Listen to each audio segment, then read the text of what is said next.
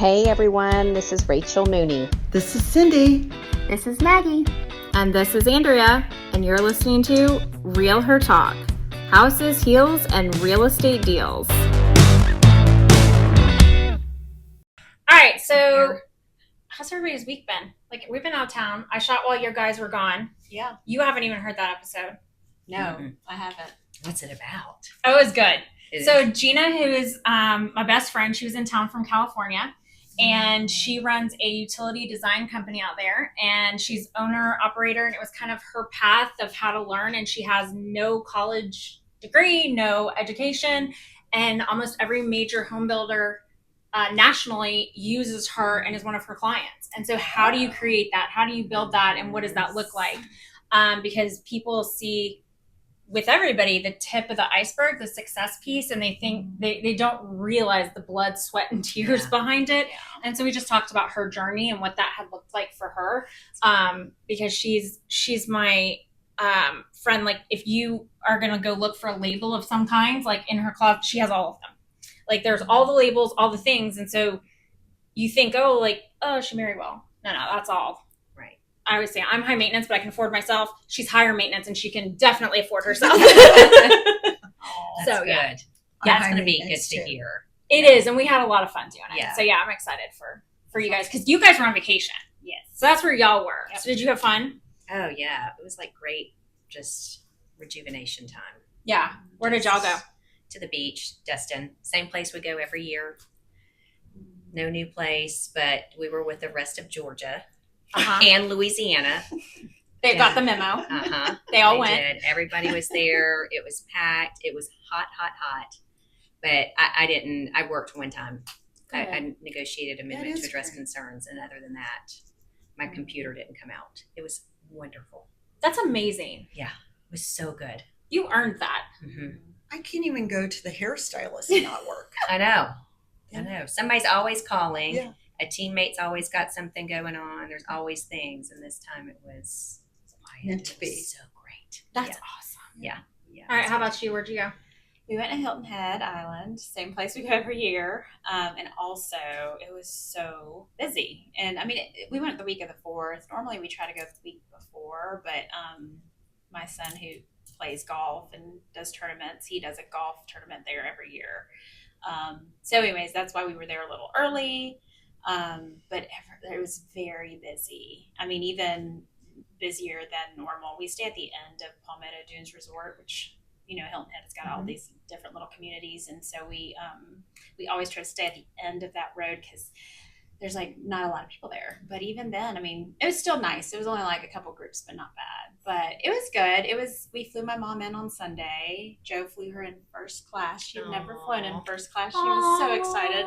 Yeah, and so she keeps my sister's kids, and so it was a good little reprieve for her too. And so I got some like one-on-one time with my mom, which was nice too. She went to the beach one time, and the rest of the time she enjoyed being in and drinking her coffee out on the front porch and stuff like that. So, or back porch, not front porch, but yeah, it was nice. I intended to work because we left on a Thursday, and I was like, well, I'll work Friday. I've got a couple of things to do Saturday, Sunday, and also had some homework from my coach. And I was like, I'll do all that because we'll kind of be sort of in and out. I forgot everything. Good. Strategically. I guess so. But like, I'm really good. Like, the first thing I pack is I'm really big on morning routine. And so like, I have quiet time in the morning. I have my gratitude journal that I do every morning, and whatever book I'm reading. I have my Sudoku, whatever. I forgot all of it. And so it was kind of like, I was a little frustrated because like my mornings, I'm like, where's my journal? So I just bought a cheap little 99-cent notebook, and I wrote in there, my gratitude. So I at least did that. And then I listened to my Bible on my phone instead of like reading it. And so it was nice, but by the end of the week I was like, I need my stuff, like by the end of the week. But as far as work goes, it was like I never opened my computer because I didn't have my computer. I didn't have anything. So yeah, it was kind of nice. I mean, Joe did work a little, unfortunately, and for me, because it was my client.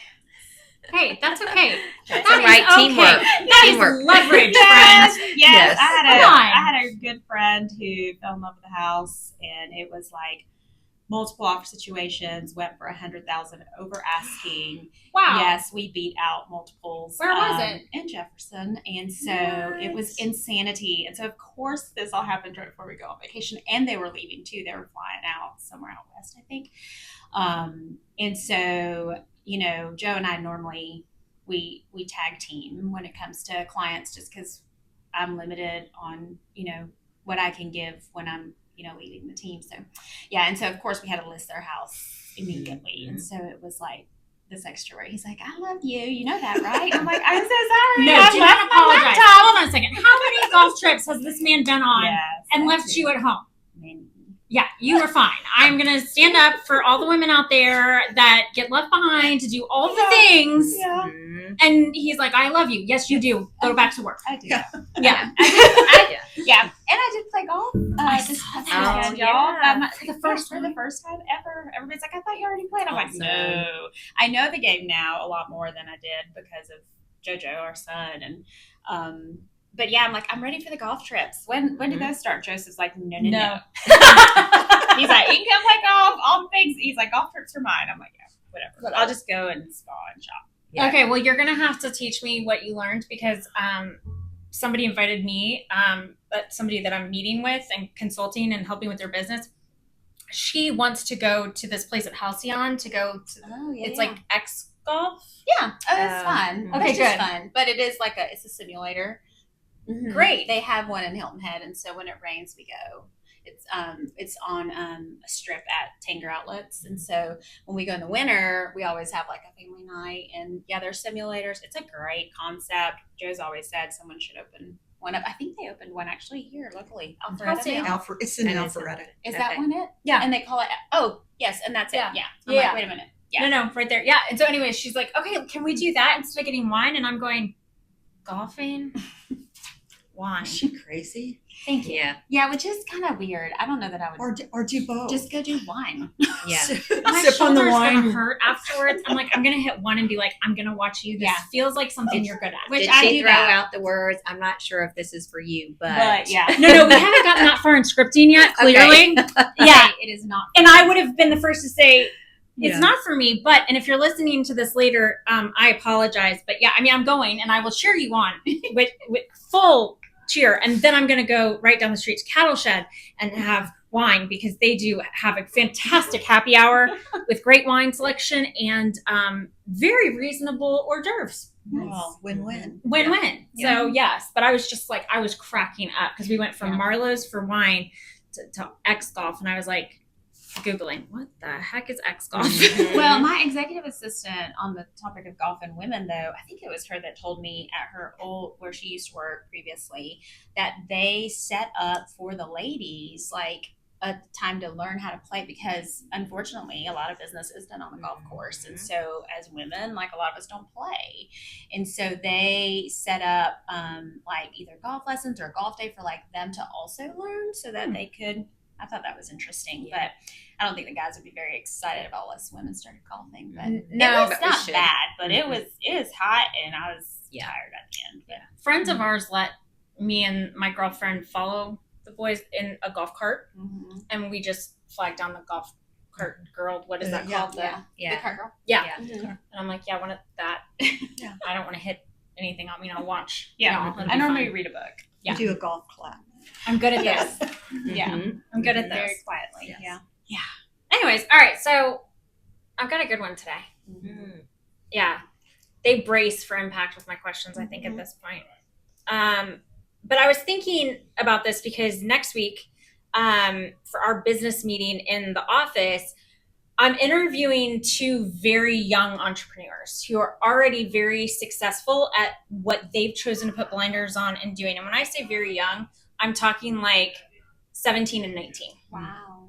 And I think we all have opportunities to learn from that perspective in that age because, I mean, Rachel, I keep going back to this. You and I started in this industry very, very, very young. I giggle every time thinking of a 18-year-old showing up at your house to list your house. Like, that's got to be like, Mhm. are you at the wrong place? So that's when I was starting to think about this because I was like, all right, so how do you identify opportunity? Because if I'm 17 or 18 or 19 or even 16, and most people are going to tell you you can't accomplish something at that age, number one, but then as a female entrepreneur, we've been told, not by the people we surround ourselves more than likely, but there's eye rolls. There's like, you know, oh, sure. Mm-hmm. Uh-huh. Yeah, good luck, you know? The little pats on your back.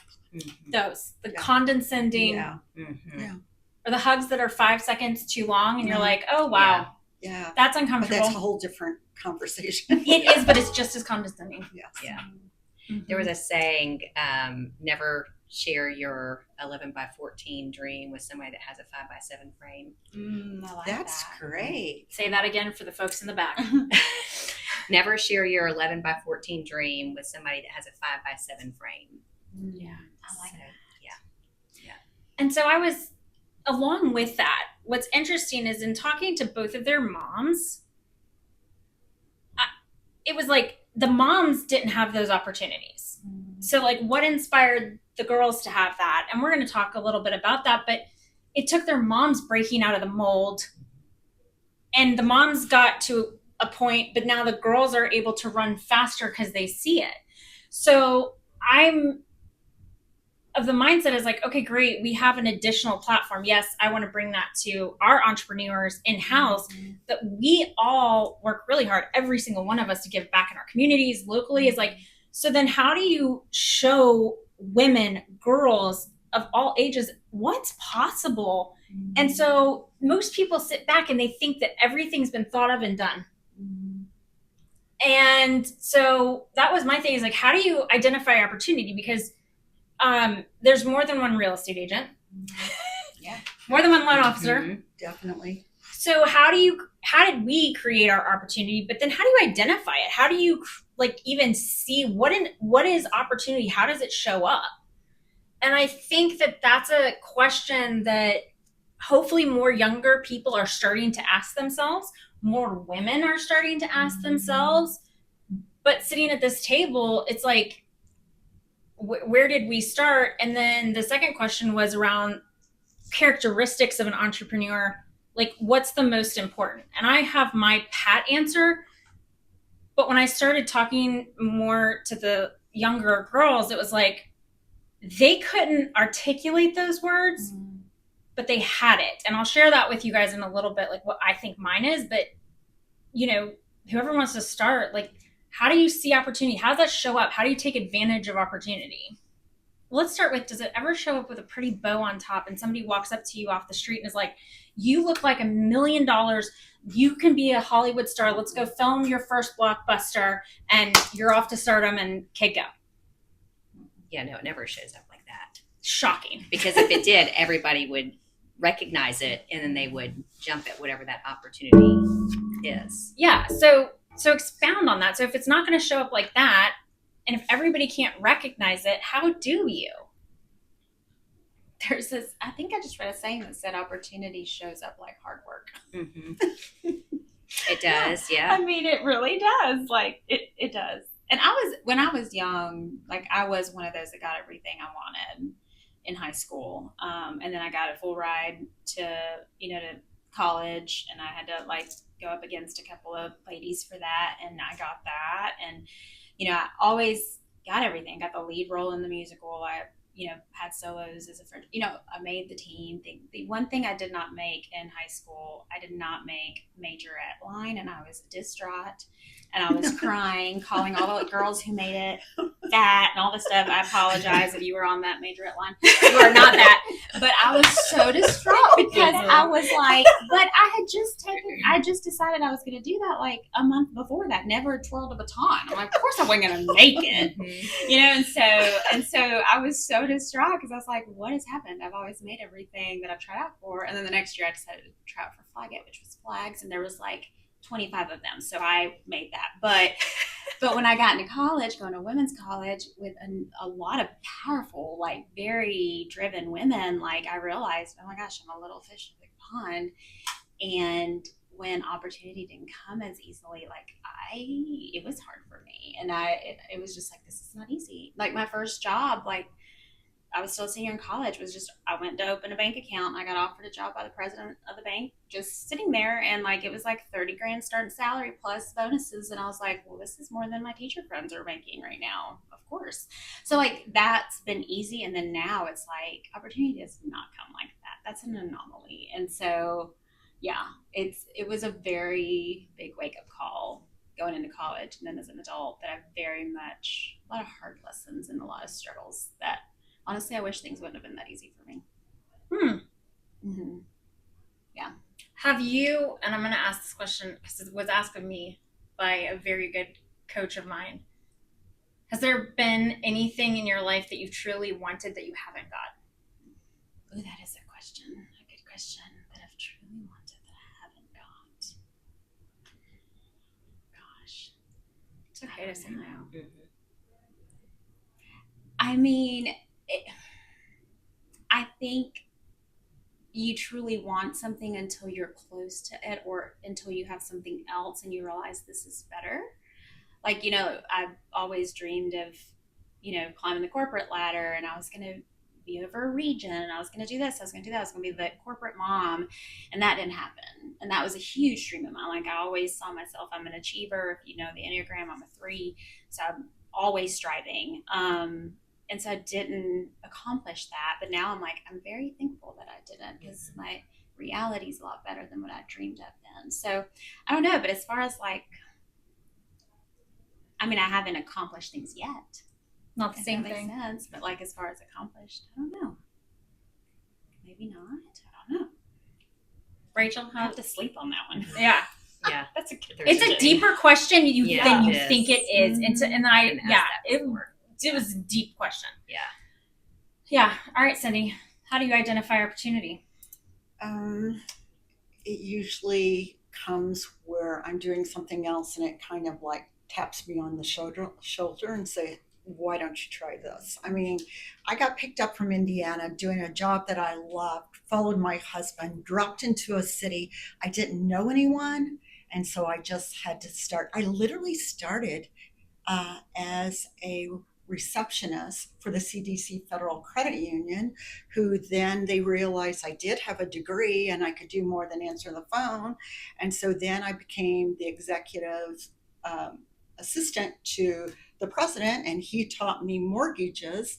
And then I had to leave that, and that's a whole different story. I had to leave that location, but somebody knew headhunter for processors when I didn't really know what that was. And then but I'm detail oriented. So I went to work and interviewed with Pat Flood for Home Bank and Bob Cannon. And I didn't know that they were bigwigs. And when he handed me his business card, I pulled out my business card and handed it to him. And he's just looking at me, and I really didn't know basically what I was supposed to do. I just did it, so. And then I was lucky enough that I was pretty good at what I was doing. And there are loan officers out there, as you probably know, that could sell ice cream to Eskimos, but they can't do any of the back end. And that's where the problems. So guess what? I became the junior loan officer for a very, very talented, lovely woman. And I made sure she got paid. I did all the calls. She could bring it in, and that really helped me because I'd already had processing experience. I am a professional chatter, thanks to my mother. And now I had learned what to do and not to do in the mortgage industry, especially if you're a woman, because it is a male dominated industry. So can I tell you what I just heard? What? You nailed it wherever you were. Mm-hmm. So people couldn't help but notice how you showed up every day. I do have a pretty strict work ethic. If I have to work 24 hours to get something done, that's just the way it's just the way it is. But my parents raised me for, I'm sure this is where you got it too. My parents raised me don't do it if you're not going to do it the best, because they hated slacking off. And I grew up on a farm. There was a lot of slacking off that could have been done, but I didn't get to do. Yeah. So yeah, nailing it where you're at is going to get you noticed by other people. Yeah. Do your best, and that gets noticed. Yeah, because and be a nice person. I think I'm a nice person, and that always helps. Always. Yeah. Agreed. How do you identify opportunity? Well, a couple things. Never say no to an opportunity that you don't know about yet. So many people are quick to say no to something that they're not quite sure what they're saying no to. So I would say you don't do that. Identifying white space in your life so that you can dream. That's really critical, because I believe that if you are given a dream, then you are given a dream on how to make it happen. So if God put something in your mind for you to achieve, and it comes to you, however it comes to you, you're going to figure out how to make that happen. He's going to give you the resources to make that happen. So those are two big things for me.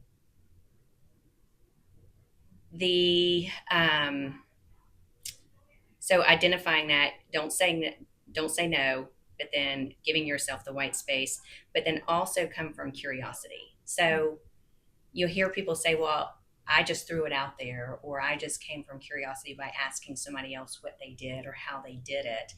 And so when I mentioned the saying of don't share your 11x14 dream with somebody that's got 5x7 frame, yes, you want to keep that stuff close, but you also want to share that stuff with people that can influence whatever direction that you're wanting to go down, or how you're going to get there. And so I think it's strategically done. When you asked Maggie if she's ever failed at anything, or that she's tried to, has she accomplished everything she wants to accomplish? Is there anything that you have truly wanted that you didn't get? Yeah. My answer is no. I've gotten everything that I want.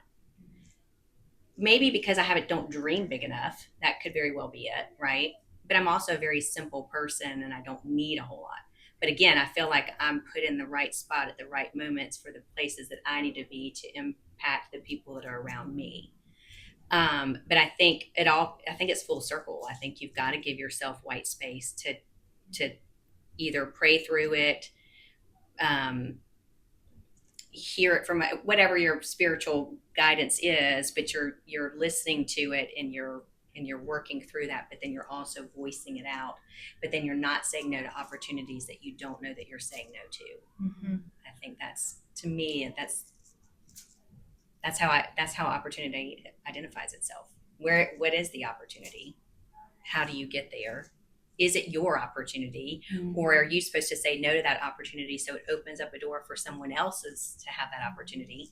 There's so much that goes. It's like that's a loaded question. It is a loaded question. Yeah, like Joseph says, you got to be in the way for good things to happen. That's right. For things to happen. Yeah, we tell our agents that all the time. And like one of our agents was saying, he's like, "Hey, I just got a listing agreement," and then he referred me to the neighbor, and now the neighbor wants to sell this and that. Like, you were in the way, you were there, And so a lot of times opportunity comes just by, being in the way and being there and being where you're supposed to be. And as far as real estate opportunities, it's all on the math. Like, so you've got to figure out what kind of opportunity is it, and does my heart need to be in this decision, or does my heart need to be out? Yep. So, like as investors, especially when we're like, oh, I want a beach house, things like that, you want to, it's the facts and the math, basically. The math is the math work. Yep. But then other things that are, more soul, hard stuff. Like for me, like I think opportunity comes in many different ways. And if it's something big, like normally it shows up in multiple places of my life. So like I might feel something that I might think is an opportunity, and then I might notice that something comes up during my quiet time that kind of goes along with what I'm feeling. And then someone may mention something that kind of sort of goes with it. And so like I feel like for me, that's how I identify it. And I know, okay, this is something I need to pay attention to, because if I'm kind of hearing this several places, and I'm seeing this, and I'm feeling this, and it all goes together. It all kind of comes together. Then I need to pay attention to this and see, is this truly an opportunity for me? You know. And that's being open to it, right? This being having quiet time and white space and being where your feet are at all times, right? Not being thinking about what I have to do next or what did I just come from, but being present in the moment of whatever it is that you're doing. Yeah. I also think a lot of my opportunity, came with a whole lot of fear in front of it, because there was a lot of discussions. Do I stay in processing? Processing is it's not an easy thing to do, but it's got, the pay is there. Stable. And it's stable. Yes, it's stable. But the opportunity to be a loan officer gives you much more opportunities, but there's that fear because you create all the opportunities yourself, where if you work for somebody else, and I'm going to segue just a minute. I was talking about this same sort of thing with my daughter, who is an entrepreneur, and she's in her early 40s. And I was telling her that we were going to have this conversation. She says, you know what, Mom? She says, realtors are the only people I can think of that don't have anything other than themselves to sell. They don't have a product. Even with me, I have products, but I thought I never thought about it. She says, those are the extremely confident people because what they're selling is themselves. It is. Yeah. But I wouldn't agree that we're the extremely confident, but we all did jump off a ledge. Yeah, we did. Yeah. Well, you stopped screaming and now we're successful. While we were sinking. Yeah. I don't know that we stopped screaming, but you figured out that you already jumped and it was what it was. Yeah. I mean, are you going to go punch a clock? No. I mean, I love my office, but there's I couldn't be could you? No. I would die. I did try it for a hot 3 months and I about poked my eyeballs out. Like, it was terrible. I couldn't even go back to new construction again. Yeah, it's terrible. That was I just didn't love but I didn't love being inside all day. I think that's what was biggest for me, because I did go back for a short little minute before I told myself that, I'm gonna be a teacher. That's what I want to do, and I loved my job that I had for a year. But after being kind of an entrepreneur and doing my own thing, like I went to CrossFit, and so I came and went as I pleased, and I really battled. Like, I love these people, I love my job, but I'm like, I can't leave if I need to leave. Well, I mean, they were flexible, but you know what I'm saying. Some days are just, days when you just need a day or whatever, or there's days where I'm okay working in the evening if I have something I have to make up for going to get my nails done in the morning. Things like that. Right. It's the flexibility. I don't think it's less work, but it definitely is the flexibility. No, I'd say it's more work. It's just when you choose to do it. My favorite is people get into either industry and they're for the flexibility, and you're like, I mean, you're still going to work 50 to 60 hours a week. It's just which of those are you going to work? Not if. Right.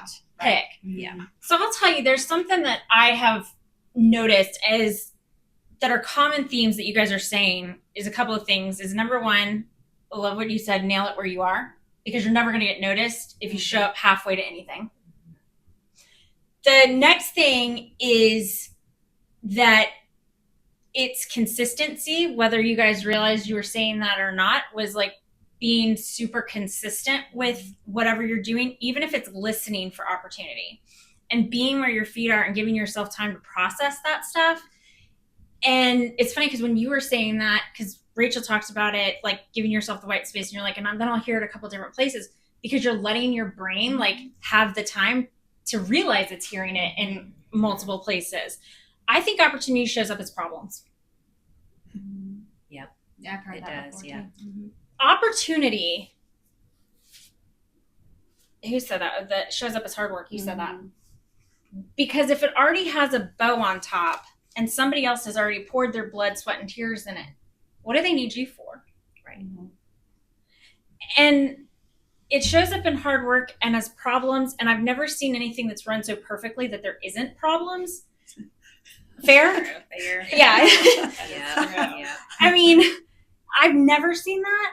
So no matter where you're at, there is opportunity if you set yourself apart. And it's killed me the last couple of years because I do love scrolling through. Like, I laugh. I'm so weird. And somebody please validate that I'm not the only one who likes to watch TikToks for the little miniature cows and the baby goats and the horses and all the, I'm like so addicted. I didn't know that there was this thing called Water Masters. Oh no, I don't know anything about that. Okay, so there's like yeah, I have a problem. So there's like I love learning about people and their lives, and so these are not like, I mean, I like the funny ones too, all the cat videos. I'm obsessed with them knocking everything off. But like there's in Idaho is where this one guy lives, and they get their water because it's basically really is a desert. So their water comes from the river, and the river divides, and part of it goes into a culvert, and that feeds all the farms downstream. So the water master monitors to make sure that in the rotation for the farms, everybody's getting their fair share of the water as it's coming down the culverts. Instead of the first guy. Yeah. Instead of the first guy. Cindy giggles. She knew. She knew. And so I'm like addicted to this because I'm like, who knew there was water masters and these guys got to put, you did, yes? Yeah. I didn't know there did was a know. name for it. We didn't call him the water master. Oh, you just call it, but the guy. And so, Mr. Flint. no. See? And so that was the thing is like, it's so cool because like he's got his own little dams and he has his own little culverts and he has to let some stuff run through because one of the culverts goes to his other neighbor. Anyways, there was a point to this. TikTok. Yes. Okay. Wow. That went left-handed, turn right. We went down It's the been road. very educational. It has. It has yes. I never knew. I never knew about water masters. I've Me never neither. knew. I mean, I knew horses' birth, but I didn't know their gestation was 11 months. I learned all kinds of new stuff. So, anyways, It's better than what I watch. So Yeah. it's free. Same. yeah. Well, the tree cutting guy. I mean, who's not watching that? I'm just saying. Oh, I don't know about him. I We'll have don't to talk about I him don't offline. I I don't know. I don't watch. Wait, you don't know about the guy who chops the wood? No, No. I'm not on TikTok. No. So if it's not on Instagram Reels, I'm I'm probably sure not it seeing is. Yeah. Probably. They're all. I'll send y'all that. All of our other female listeners, they know about the wood chopping guy. Trust me. Okay. We're gonna leave it at that. Seth is like, "What is wrong with you?" I'm like, "I don't know. It's interesting. He chops different kinds of wood." He's like, "That's not why you watch it." Yeah. We know why you watch. Because he's pretty chopping He's wood. very pretty chopping wood. He's very And I haven't pretty. even seen it. I know. You know. Right. So in any case, I learned. I've seen all these videos on TikTok about how people show up at their jobs. And that it's like day one, I go in and I'm like, oh my gosh, I'm going to learn everything. And I'm going to do this. I'm going to do that. And then it's like year 3. Oh my God, I hate this. Like, why are we even having this meeting? This is stupid. This blah, blah. And it's like, anybody can do something that's easy for a certain period of time. That is not how opportunity shows up. And then this other guy I was watching, he's like, well, he was a top performer in his department. Sorry, I'm not corporate. Well, none of us are corporate. I'm like, I don't even know what technically it's called, but department. And he recorded his HR review with, he recorded it. And they're like, your performance has gone down like quite a bit and like you're performing average. And he's like, well, I've asked for a raise twice and you've said no. And so if this is the metric for me to be like standard or average, and I am not going to get exceptional pay, why would I give you exceptional work? And I was like, wow, I hear you and Get a different job. this is not a hostage situation. I say that to everybody. I'm like, there's no gun to anybody's head for a job. Yeah. But number 2, you will never get opportunity if you show up for a year as exceptional and then average the rest of the time. Because I can show up in a big way for a year or 2, burn out, fizzle out, be done. and that hasn't proven anything. When people are looking for people to have opportunities or talk to them about things, the biggest word for me is resilience. Mm-hmm. Entrepreneurship to me is resilience, because we get knocked down so much. Anybody have one week where they don't have a bad day? No, but my word is tenacity. Yeah. Mm-hmm. Yeah. Yeah, mine was grit and Grit. urgency. And if you Grit look and tenacity, urgency. all those words are under tenacity because I looked it up before. There you go. You cheated. No, I mean That's research. Here. Good job. no, like that. It's you ever have a word and you use it a lot and you know it, but you don't know if it's really definition or just That's what. fair. Yeah. So I didn't I want make up my own I didn't words. want to make up. Mhm. You make up I every once in a while. I'll make up one, but no. I do Most, too. I'm a little too OCD, and that's Oh, why I no. had to look up the word because I was not going to say the word and have somebody text. Like to be on the comments and be like, that's not it. That's not Yes, I me. can be that person. Uh-huh. Oh no, our leadership team says that they have to learn all the Andrea-isms. It takes some time to figure out. Oh, I have a picture of it where it was on Right back. on the thing. Yeah, well, I carry it in my phone. Yeah, no, I wouldn't have judged you at all if you made up your own word. I'd been like, No. approved. Yeah. Formally approved. Yeah. I like it because every once in a while, when you're just in that space, I go, let me read the Andrea. If I say bless it, that's not good. Anyway, so yeah, what's your word? What's like quality wise? Quality. I mean, I think grit was similar. I mean, I was thinking more, of course, my mind was thinking more on, I don't know, maybe actions versus, I guess, quality. I don't know. Because I was thinking like, I was talking to Joseph and I was like, I feel like an entrepreneur needs consistency. I feel like an entrepreneur doesn't need to, like, I think the biggest thing for me is, and I don't know if it can be summed up in a word, but like, you've got to have vision and you've got to have a dream and you've got to be passionate, but you also have to be able to not care what the heck everybody else thinks or what they say. Because I think that there are so many people out there that start something and then like the naysayers come out and they quit. And I know in my life, I've done things that I said I was going to do. And then as soon as somebody said something negative or something, like I quit. And it just like, you have to have you got to have thick skin and you have to be able to be very, very much like own whatever it is you're going after and be like, and even when you fail, be like, well, crap, I failed. Well, how can I learn from this and let's go, Right. let's move on. So I don't know. I just had a hard time bringing it all into like one quality, but I mean, Action. action. Yeah, that I could too. have Because too. you're going Well, like, that's what you're talking. That's Yeah. what you keep talking about is staying in action, True. no matter whether you're up, down. yeah, you gotta, You got to keep moving. Mm-hmm. that'd be a good one. Yeah. Yeah. Mm-hmm. No, I just especially identifying opportunity. If you can look around you and look for a problem and solve it. Yeah. To me, that is where every opportunity for anybody in any industry, anything, if you're having that pain point or that problem, so is somebody else. Mm-hmm. What I think as entrepreneurs too, especially agents and lenders, we have to be able to pivot quickly and to very much know, like, when the market changes, like the first one to move and change and pivot is the first, they're going to be the one that's going to come out of this because they change quickly. And so not being stuck, again, action, like not getting stuck, even if you're excelling at that point, knowing that at any minute something can change and you're going to have to pivot.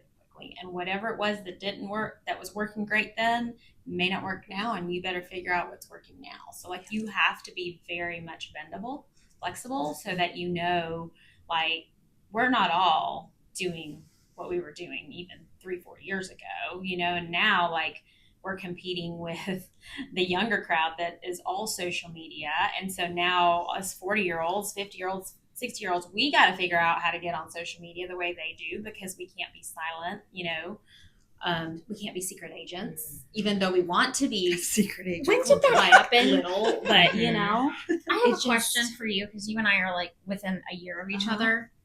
When did we get old?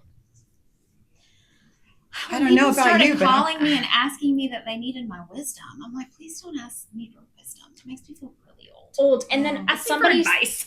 yeah, somebody said to me not terribly long ago is that like when you turn around, you look for your adultier friend who's adultier than you, and they're like it's always you, and I'm like, why?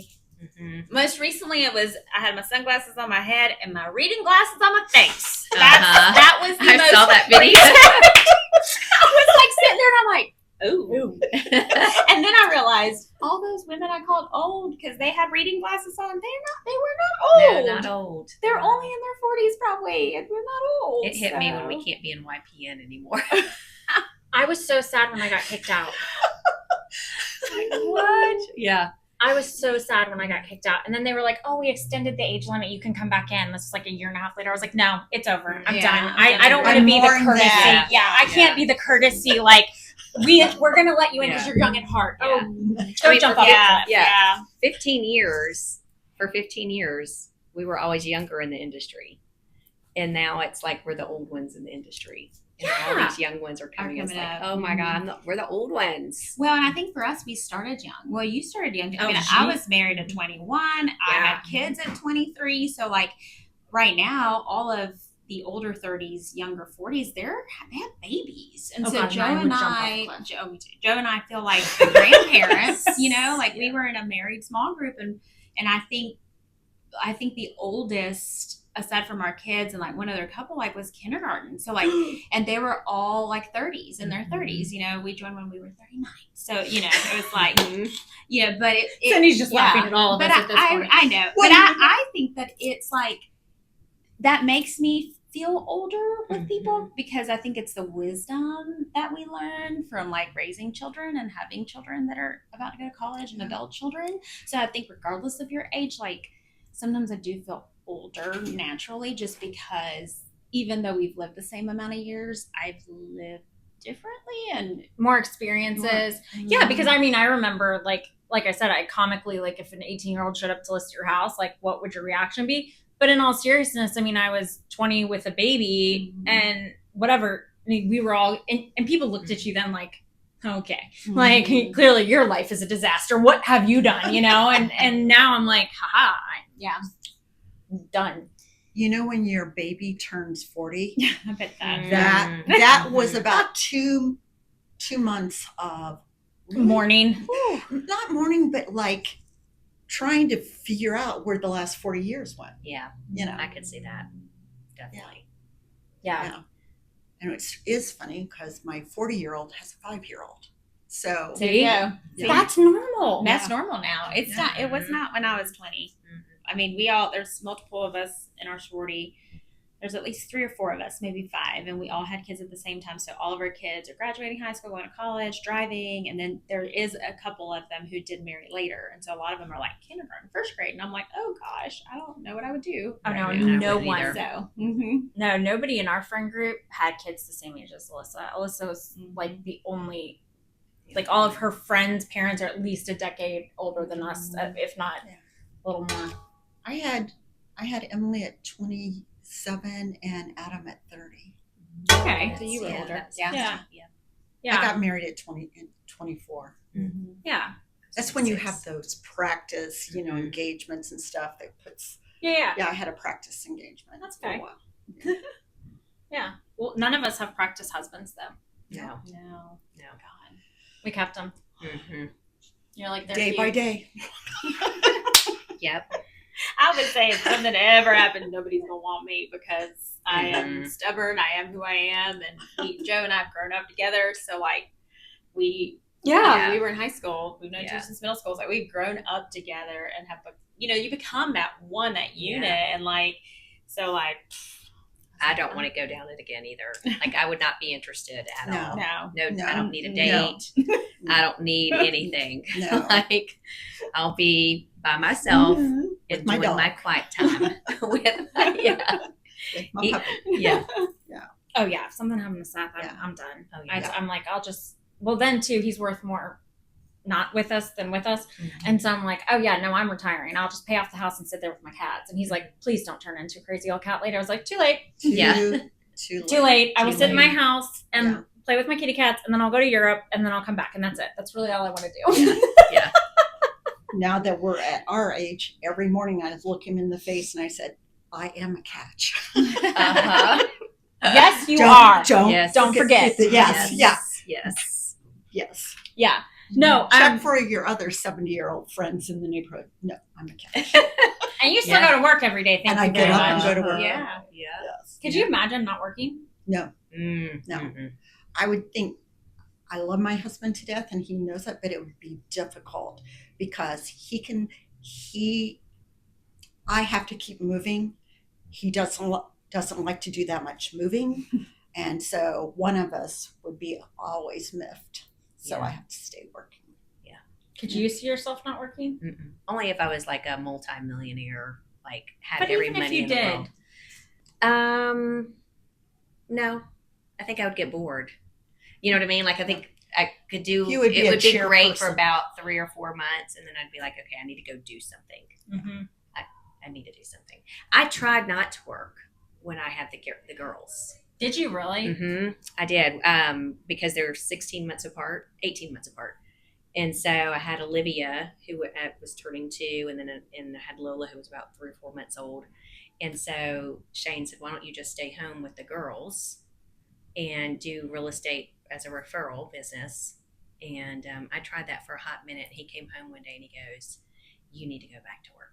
You're not the same person. And I go, this is driving me nuts. I can't. Yeah. So I got a nanny and I went right back full time. I couldn't. So I tried, but it just was not good for my personality. Like I needed to be around people. I needed to do more than just be home. Move things forward. Mm-hmm. Could you see yourself not working? I mean, I did. I stayed home with the kids for a long time, which I'm very thankful for. Like living paycheck to paycheck, broke, and managed to, be home with them. I don't, maybe, but I don't know. I think my life would be work. Like I would still get up in the morning. I'd still work out. I need routine. Mm-hmm. So whether it's a working routine or a being home routine, but I feel like if I didn't work, I would probably fill my day with like mentoring the younger generation. And that would be kind of like giving back to the community. community, Charity, so it's like things so like that. that. So yes, I mean I could work, but I would still in some form or fashion. I don't think any of us would sit on the couch and eat bonbons and watch TV all day. No. Or soap operas. I don't even know if they're still around, but I don't think any of us would be. If we didn't have to actually go do something for work, we would be doing something else for the community or getting involved. There's just too many things that need to be done. Yeah. That need. Can anybody turn their brain off though? Like I can't turn my brain off. Like if I have to work, or else my brain is constantly solving problems. Mm-hmm. Like constantly. I will wake up in the middle of the night and be like my brain has worked out something. I'll be like, that is a great idea. And it's like actually like it's not like I was dreaming about something or whatever. No, it's like it's worked out a problem on its own. Like I have to be highly engaged and pushed. Yeah. God forbid I get bored. If I'm bored, everybody should run. Yeah. I saw more mortgage problems in my sleep. Uh-huh. I really do. Things that you're either too busy or my concern for that loan and those clients is so overwhelming that I can't concentrate on it during the day. Mm-hmm. But if I go to sleep, a lot of times I'll wake up and I go, oh, we could try this. Yeah. And in the mortgages, it's like, oh, if we pay off this, we get a gift over here and stuff, then we can make it work. So I do work a lot during the night. That's how mine does. And it comes out in the mornings when I'm showering. Yeah. Or like if I'm at the gym, if I'm doing like treadmill or anything like running activity and not lifting weights. I can't do it while I'm lifting weights, but if I'm just doing just a standard, rhythmic, then I'll get the idea or the idea will work itself out. And I'm like, oh yeah, that's exactly right. And then I keep going. And then I get excited because then I'm on my way home like, oh, I got to do this. Yes. Or then I'll tell Shane, this is this. There's a book called 10x is greater than 2x. Did I say that right? Close enough. I know which one you're talking about. But it talks about how you need to 10x your your downtime too, because like that's when all of the magic happens, is when you do set aside time to be down. And because I am a worker, and so I mean Joe's like all the time, like you would work all the time, and I'm like, yeah, I probably would, but to me like it wouldn't feel like work because I'm just one of those that just dives in deep. And so, but I'm not good at resting. And if I'm resting, like I feel like I'm not productive. And so I think that was when I did stay at home, my struggle always was like, I don't have anything to do. But then like laundry was piled up and dishes were piled up. And so like a lot of my friends that do stay home and I feel like are very fulfilled doing it, they treat that like their job. And I really didn't. I just kind of was like existing, you know? And so then I struggled with like, I need something to do. I need a job. Like, but had I just, there were moments in the time when I was home with the kids where I felt very fulfilled, very productive, because I did treat it, I think, like on Mondays I did this, on Tuesdays I did this, you know, things like that. So whenever I did that, it was good and I felt okay. But if I was just kind of like winging every day, I was like, all right, I need something to do, you know? But I mean, there are lots, you know, like I have a lot of friends who are still at home, but a lot of us, like we started at home with our kids and now a lot of us have moved on into careers, which is really neat. I think as a woman, you can do both. Like you can stay at home with your children for the time that they need you and then like enter a career like real estate or, you know, mortgage lending or whatever, network marketing now, all these things where you can create big businesses even at 40, you know, which is pretty awesome. Because a lot of women do feel that way once their kids graduate high school. They're kind of like, well, what now? Or could I even do anything now? And it's like, yeah, you can start now. But especially now when you don't need to go to a big corporation and get a job and explain the gap in your resume. Now it's like, go sell this or go do that or start your own business or whatever. Like there's a lot solve of a problem. Yes, solving a problem. And I think there's a lot of opportunities for women right now, I think, for everybody, really, especially in the world of social media where you can market yourself, advertise yourself. Like that is pretty neat. Yeah, That is an option. Yeah. Lots of stay-at-home moms now make a second income, passive income because of social media. And I think that I think allows them to do both. Had I had that, I don't know if I'd be in real estate. Oh, Joe would have dragged you in there. Remember, you were coming, kicking, I was screaming. coming anyways, Yeah. But you know, Joe would just sit here and be like, just you wait. Once I can get Maggie here, it's going to be amazing. And I tried everything. You tried so hard. You did really well until you lost. Till you didn't. Till you didn't. Till you didn't. But again, my personality wanted to have my own thing. Like you have your own thing. This real estate thing is yours. Like I want my thing that I said I built and I did. And I had to really be like, you know what? This is our thing. Joe was never building a team without you. Let's call a spade a spade. Yeah. All right, that's it. Actually, when I was 38 and 40, that was my best time, really. I mean, I was too young and too naive coming off the farm for in the 20s and the 30s. It just seemed like there was just a whole lot of chaos going on. But about the end of the 30s, I had it. I mean, I felt like I had it. I knew who I was. That's what I'm saying. Yeah. Me too. You finally know who you are. yourself. Yeah. And not necessarily who my husband thought I should be or who my peers thought I should be, and definitely not what my mother thought I should be.